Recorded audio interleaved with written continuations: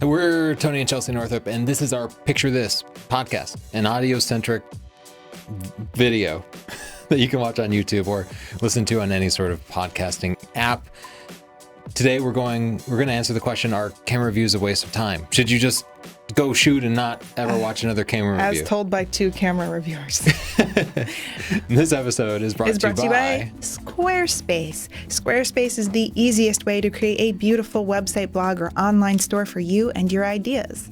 Squarespace features an elegant interface, beautiful templates, and incredible 24/7 customer support. So try Squarespace at squarespace.com/Tony, and you can use the coupon code PORTFOLIO to get 10% off. If you're not ready to buy it quite yet, you have a 14-day free trial, no credit cards needed, none of that tricky kind of stuff. Just try it out and see if you like it. We think you will. Thanks, Squarespace. Yeah, thank you. They make our pictures look great. Probably the first thing, before we actually get into answering these questions, We're going to get this out of the way. the people who always say, stop watching camera reviews, they always have a lot of emotional energy, don't you think? Why are they so emotional? Why would you, they're always responding to a camera review, saying, why are you people watching camera reviews? It doesn't matter. Just go out and shoot. Yeah, why are you here, Like, sir? they always have some emotional energy. And I've dug in. I know why. Yeah, well, we've stalked these people sometimes. Sometimes we actually go and communicate with them a little bit and talk to them like, why do you feel this way? Usually they're watching a review of a camera they already own. Dangerous. Which is a bad idea. And something we said has made them feel bad about their purchase or wasn't consistent maybe with their testing or something. But they bring some emotional energy into it. It's not that they're people who raise this question are like giving and caring people, just trying to help their community. Well, they might be as well.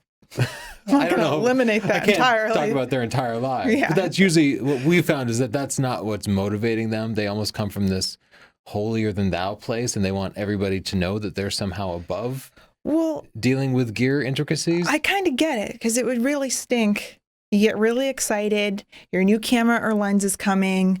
You spent a ton of money on it. It's a big decision for you. And you get it and you love it, and then you go watch this video and they have some bad things to say about it. So I can understand that. You don't want people to say bad things about the things that you like or you've invested in personally. And I will also say that it actually is annoying when people focus on gear too much, because we see it all the time. People with like no portfolio, just kind of nitpicking gear stuff, or they're kind of positioning and saying, oh, you shouldn't have bought that camera. You should have bought this other camera because it's better at this. But then you see that they haven't invested properly in their skills. So I do think there's a subset of people. I think when people ask this question, they're saying, hey, some of you need to put more time into your skills than just into thinking about gear. It definitely shouldn't be all of one or maybe the other. Balance is nice. Ooh, we're not gearheads. Yeah, I just want to make the point because we get accused of being gearheads all the time. And You do. It's true. It's mostly me. And people are saying like, I don't care about the art of photography or something. Even though when we came onto YouTube, it was because we wrote Stunning Digital Photography, a book about photographic technique, which doesn't cover gear at all. And then the follow-up books were our Lightroom and Photoshop books, which don't cover gear. They're about post-processing. And that's the stuff we care about more. Yeah. Well, you know what I think happens there is that our gear reviews are more popular, and that's what people tend to see. And also, if people are seeking out a gear review to watch when they're watching our videos, they're going to think we just do gear reviews. Yeah, exactly. So the people who think we're gearheads are only watching our gear reviews and not watching our other content, like this podcast, which is typically not about gear, but rather about art and history and that kind of thing. Yeah. Okay, so point number 1, camera reviews should be for camera buyers. And what we see all the time is people watching camera reviews who just bought the camera, which is that's a terrible mistake. idea. That's a mistake. It's a bad idea. As an example, I was looking into getting the 85 millimeter 1.4, and I was kind of between a few different manufacturers and thinking about waiting for the Sigma lens. And so when I was watching the reviews for that and reading the blogs and things, I was kind of just looking for what would be important to me. So I don't go into a review expecting it to be perfectly suited for what I'm looking for. I'm kind of like picking out the points they're making that would apply to what I'm interested in. And I think that it can be difficult if you already have the gear, you're looking to just have your purchase validated by the reviewer.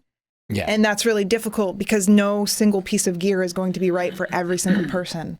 And that's a really important thing to remember, I think.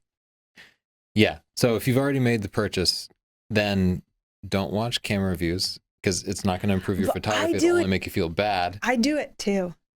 I totally get it. Not even for camera reviews, for other stuff that I buy, I'll watch a review. But I just if you're don't excited get mad. about it, you're kind of like looking for entertainment about this thing that you're excited about. Yeah. But then, if somebody says, "Oh, it's not actually great at this thing," you could feel like, "Oh my God, I just wasted thousands of dollars," and that can feel terrible. And people have different types of emotional reactions to that. I do want to make a suggestion. What? We don't recommend people seek out biased sources for reviews, but if you've already bought a camera, then seek out like the artisans that are sponsored by that camera manufacturer. Oh, they're great because they're going to show you the best way to use the gear, and they have inspirational pictures, so it's going to be exciting for you. Yeah. We should make a niche video for people that already own gear, where we just like sleep with it and roll around with it and like people would love say that. how much we love it. Gear can be fun. And can be. People don't understand that it can just be a hobby. Like some of us were nerds from the day we were born, and we took apart the remote control to figure out how it worked. We took apart our toaster and every little thing. We just like to understand how stuff works. That was definitely me. Some of it didn't work at the end. Sometimes there were always screws left over. But in the car world, you have people who are constantly tuning and tweaking their car. They're changing their suspension and tires and wheels, and they're upgrading the ECU. But then you'll have people saying, "Oh, does that get you to the grocery store any faster?" Like, no, it's just fun. It's just fun. Stuff can just be fun. You don't have to like take that away. Everything doesn't have to be practical. Photography is a hobby. Like it's supposed to be fun. Just like tuning your car can be fun, or I don't know, fashion, picking clothes out. That doesn't actually cover your body any better, but maybe you like looking better because it's just fun. Just chill, people.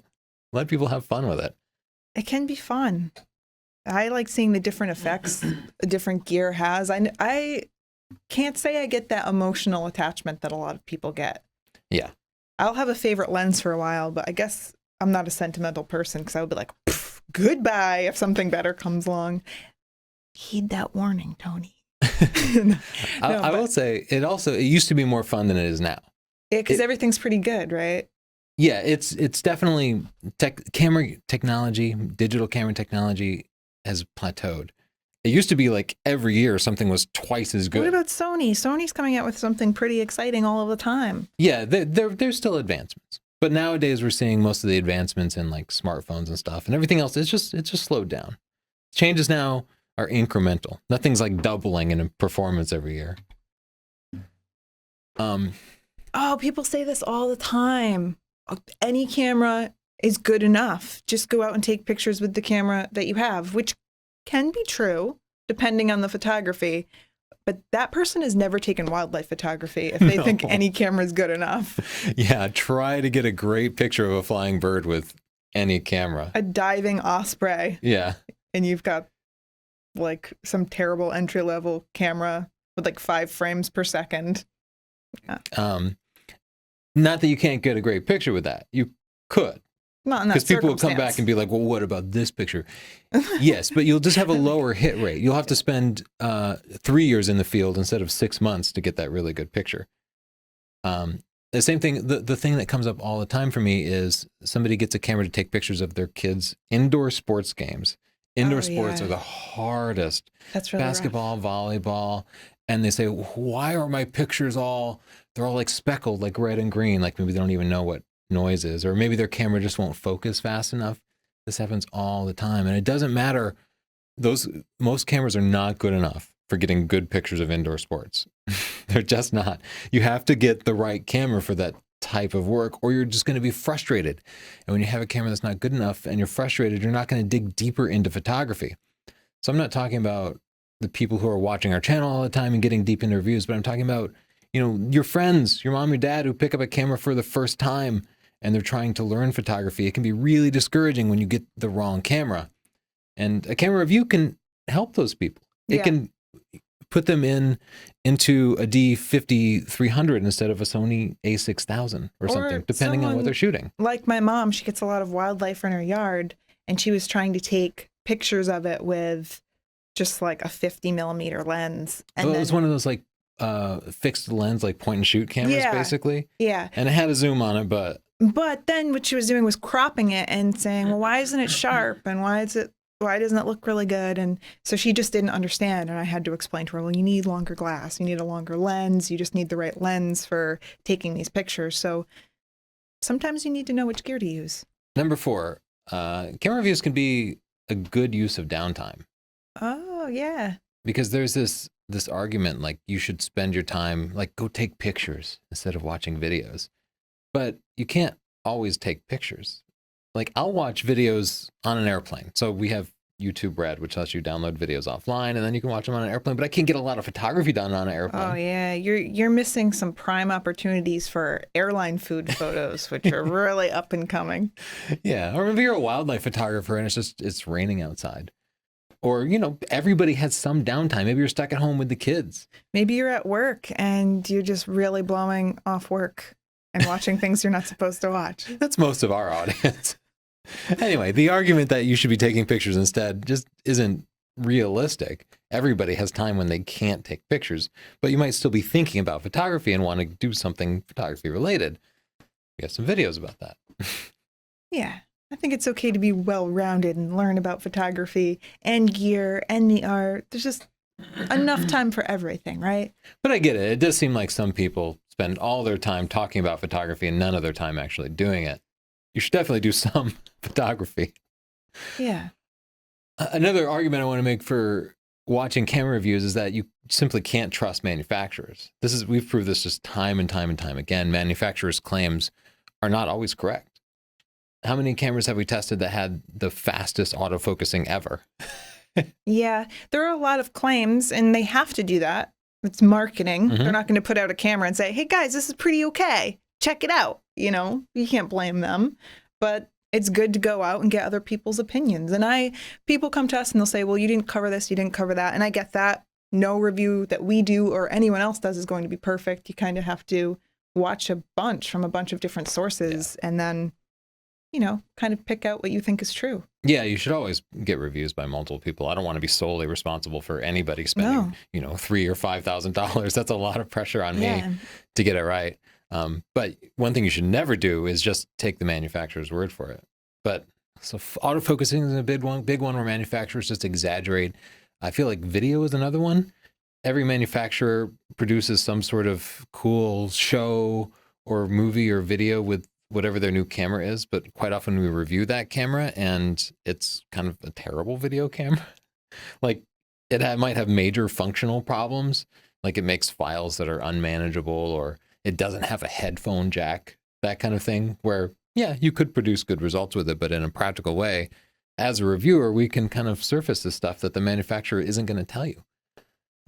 Or the manufacturers might also omit important things. Like this happened with Nikon's previous generation 70-200, which had this focus breathing problem, where it would be more like 135 millimeters when you're focusing up close, but they never mentioned that. If you just looked at the manufacturer's specs, you would think it performed exactly like every other 70-200. So reviewers surface these types of things that the manufacturers won't. Let's take a minute and talk about Squarespace. Okay, so we both have Squarespace portfolios and we love it. I've had portfolios hosted by several other platforms and actually didn't finish them because I'm not that great at that type of thing.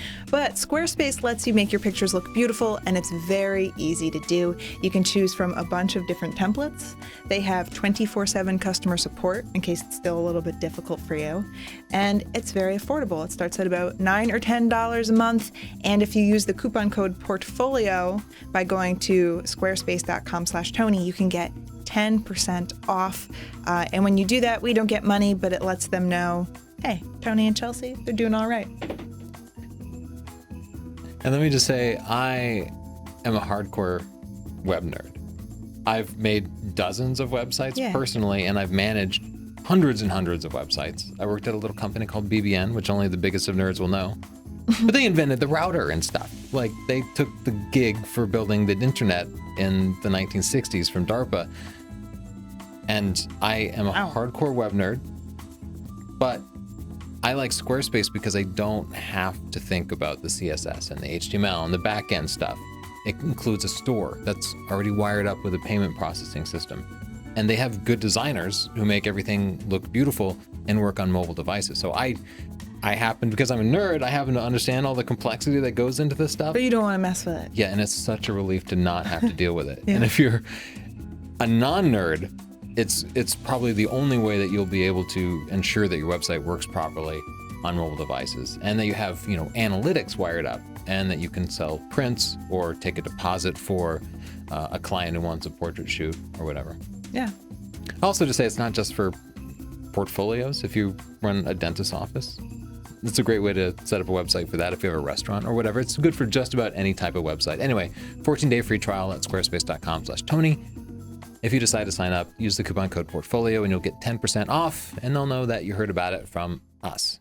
A lot of times in camera reviews, we end up zooming in really tight on pictures. Yeah. To kind of see which lens is sharper or which camera has more noise, that kind of thing.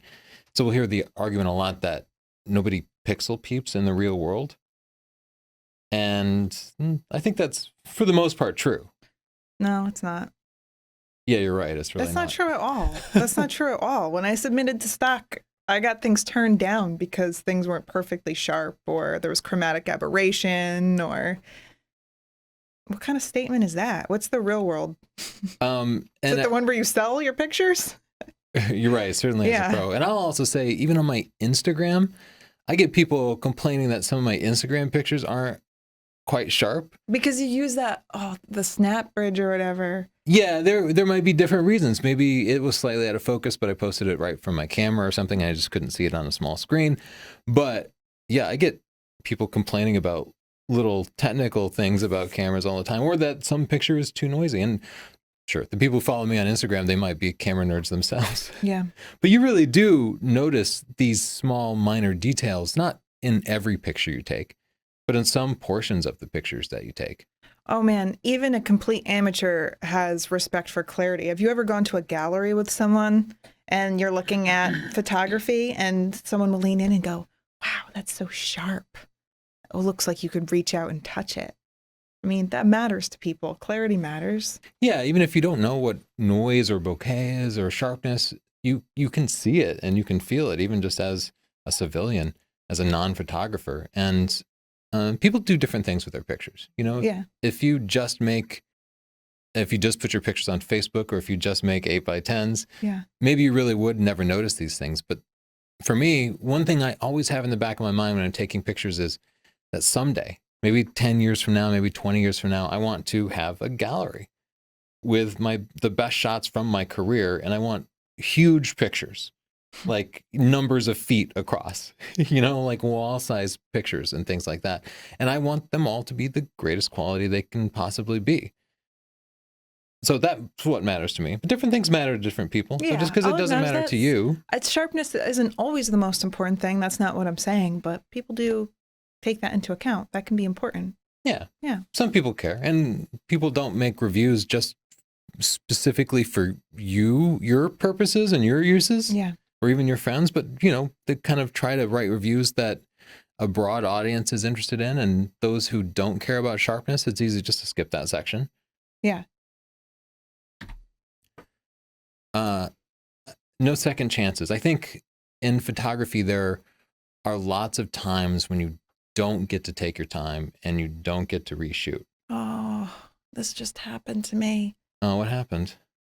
I've been trying to get a kingfisher picture for a long time, but they're very shy and they're really fast. And usually you just hear them and then see something zoom by. So it's at the end of one of our trips. I see a kingfisher in the distance, but I'm like pressed for time. I've got to go. I'm walking out and I look and there's a kingfisher probably less than 50 feet up in the air, looking down at a fish and just flapping and hovering right in front of me. And I lift my camera and I go to shoot, and like I had been focusing really far away. So the kingfisher is so blurred that the autofocus can't even find it. And there's no way I could manually focus that fast. Yeah. And end up just getting some blob. Well, I should have just set my focus somewhere in the middle after I was done with my last shots. Yeah. But, oh. And maybe you'll even get that kingfisher again, but the light won't be quite the same because there will be a cloud between the sun and your subject. It was a perfect moment, and I totally missed it. Yeah. And if I had had the autofocus in a different setting, I probably could have gotten it. So something like a camera review can surface the difference in focusing speed between two different cameras, and can be the difference between you getting that once in a lifetime shot and you not getting it. If you're a wedding photographer, like every wedding is a shot, is something you can't recreate. You know, if the bride and groom are leaving the ceremony and everybody's throwing rice, you need some camera that can track that motion. And you can't just pick any random camera and hope that it works, because what will happen is in the wedding, you'll just have a whole set of shots that are out of focus. And then you'll have a bride and groom saying, why are there no shots of this? Yeah. No, they will ask too. They'll say, did you get any of us leaving the church? Did you get any of my grandma dancing? Did you get, you have to catch the important moments. Yeah. And so that's one of the things we try to surface in a camera review is will it work in those once in a lifetime circumstances? Especially if that's what they're advertising, best autofocusing or something. If that's not true, we want to tell people, because what if they're buying it for that purpose and they're disappointed and they think it's them and it's actually the autofocusing or something, some other feature. Yeah. And there are also a lot of once in a lifetime things that happen in low light conditions.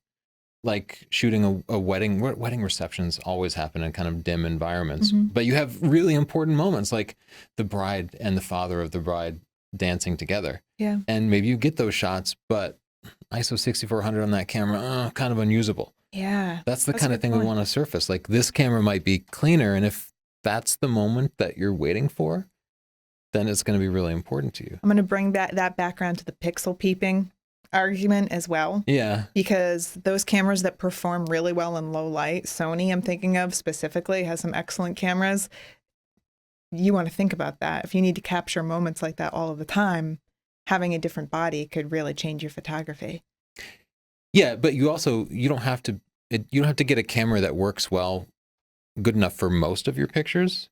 If you just have the one camera, then you need a camera that will get the job done for that one most important shot that you take during the lifetime of that camera. So you might need a more powerful camera. You're carrying on a more powerful camera for 99% of your shots because you need it for that 1% of shots where you absolutely need it to perform correctly. Other things like battery life matters in these circumstances too, because we've had this happen where you pick up your camera to get what could be an amazing shot, and then you just see like the blinking battery error. Yeah. And people wonder why we flip out about battery life, but it's because we've been burned.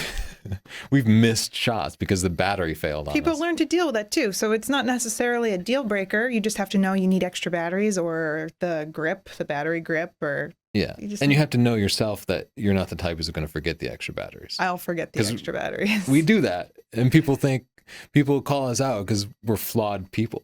But we'll just mention in review, you can't forget to charge your battery, you're going to be screwed.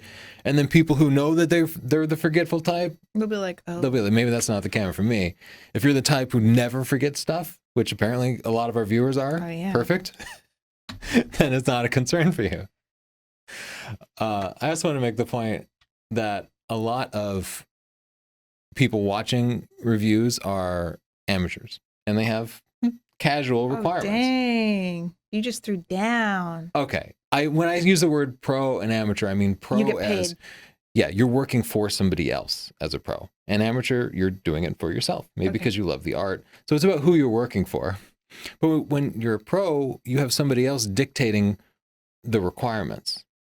Maybe you're working for the Gap and they need to make a big wall-sized print of some fashion thing, and it needs to be super clean and it needs to be super sharp. Suddenly so these are now really important factors for you. Yeah, and we've talked to professional photographers that will say because of that, they rent different gear specifically for that shoot. Mm-hmm. They're not just hanging on to their one camera and saying, no, this camera's good enough. nobody's going to pixel peep. They're saying, oh, well, for this particular shoot that I'm getting paid for, I should probably rent a medium format camera because I need a big print. So this is something that the pros think about. And how are they going to know that that medium format camera outperforms whatever 35 millimeter DSLR they have carrying around? Just Google it. Some sort of review. Yeah. Some reviewer is going to have to surface that for them. It's one person who does the testing, shares the information, so hundreds of thousands of people can make educated choices, and they don't have to put the time into doing all the testing themselves. That's kind of what it's all about. I also say, as a pro, again, you might need a camera that can achieve the maximum performance that you might ever need from the lifetime of it.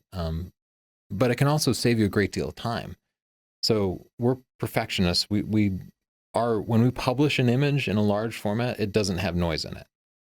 And even when we take a picture that has noise in the original image, we end up going and kind of brushing out all the noise. Yeah. And that can take hours. It can take days sometimes, depending on the image. Another example would be a lens. If you have a lens with a lot of chromatic aberration, you would end up having to retouch all of that out. Yeah. And if you're, say, a real estate photographer or something like that, maybe a type of photographer more scrutinized, you'd have to go through and edit every single picture in that way. It would just be easier to get a piece of gear that didn't have that problem. Yeah. So it's time saving. And if you're editing pictures all day, then that's something you have to consider. You need to learn how to be more efficient. Yeah, it's kind of arguing 2 points. Like, camera reviews matter because differences in gear actually matter. Yeah. Not to everybody, but to some portion of the audience. They really matter in a very tangible way that can impact people's careers. Next to last point. The time you spend, especially as a pro, but even as an enthusiastic amateur, the time you spend researching your camera gear is a pretty small fraction of the time you put into making pictures. That's not true for everybody. Some people spend hundreds of hours on YouTube watching camera reviews. Yeah. And then they spend 3 minutes a week taking pictures of their cat. But for the average professional, when you're serious and you're producing great art, you can put weeks of work into what amounts to like one picture. Ansel Adams spent months and months out in Yosemite, and at the end of it, he'd get one picture. He would show the best picture that he got from 6 months out in the field. He would take one picture. So would it be worth it for somebody spending 6 months out in the field to spend a few hours making sure that they have a camera that's, not going to die in cold weather, that's going to produce the best possible images after they invest all that time? It's a tiny drop in a bucket. You know what I mean? Yeah. Same for the difference in cost in camera gear. It might actually be worth a couple of $1,000s if you're investing, $10,000 in building out a nice set and hiring models and getting makeup people. The money you put into the gear doesn't matter that much. It's a small fraction of it all. The last point. The camera reviews that you watch can actually be shaping the manufacturing of the products you're interested in. So if you're watching camera reviews and maybe the reviewers are missing something, like we often do, or something we didn't think of because that's not the type of photography we tried, it's so good to have the opportunity to speak up and say, hey, this should be covered, or I had this problem, or this battery failed, or the camera crashed on me. When you're relaying those messages to the reviewers, they can often then relay them to the manufacturers. And this happens to us when we go to an event, when we go to Photo Plus or something like that. We have people come up to us and say, what do you think of the camera? What do you think of this technology? Would you change anything? They ask us, and we do our best to relay to them not just our opinions, but what we hear from you.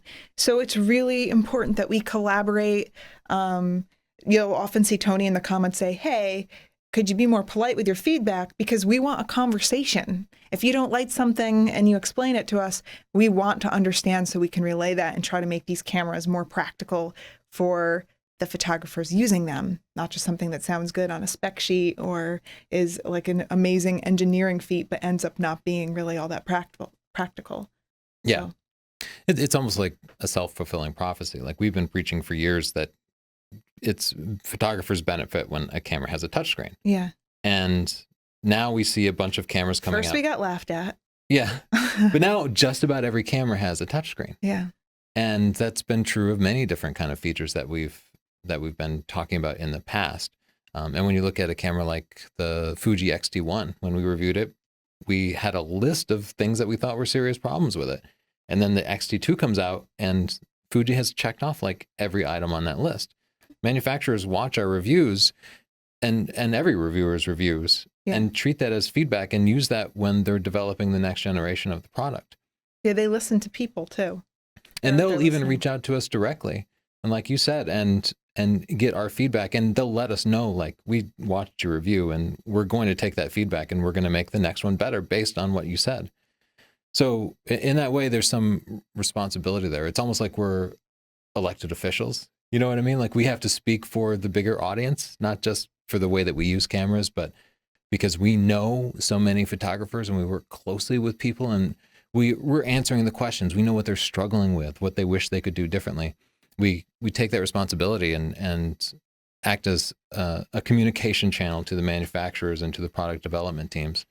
So it's not just reviews for buyers, but we're helping to build the next generation of camera, even if we're not sitting there with design specs and sheets and directly helping out. Yeah. So that's why camera reviews matter. That's why I think camera reviews matter. I'm totally open to feedback. Like, how have camera reviews helped you? How have they changed what you do in a practical way? Or is it just that you think they're fun? Or do you think we're wrong about something? Maybe camera reviews don't matter and this has all been a total waste of our time. We are a little biased. I mean, we like them, we make them, but we do them because we think they matter. Yeah, that's absolutely true. Yeah. This podcast was made possible by our sponsor, Squarespace. Squarespace is the easiest way to create a beautiful website, blog, or online store for you and your ideas. Squarespace features an elegant interface, beautiful templates, and incredible 24/7 customer support. So you can try Squarespace for free for 14 days, no credit card needed. You can go to squarespace.com/Tony. If you decide to buy it, use the coupon code PORTFOLIO for 10% off. Thank you, Squarespace, and be sure to go to sdp.io/podcast to see the different places where you can listen to our audio podcast. You can watch it on YouTube, but it's cool to listen to while you're driving or working out or on an airplane or something. It's an audio format. Yeah. So thanks for joining us, and we'll see you next time. Bye. Bye.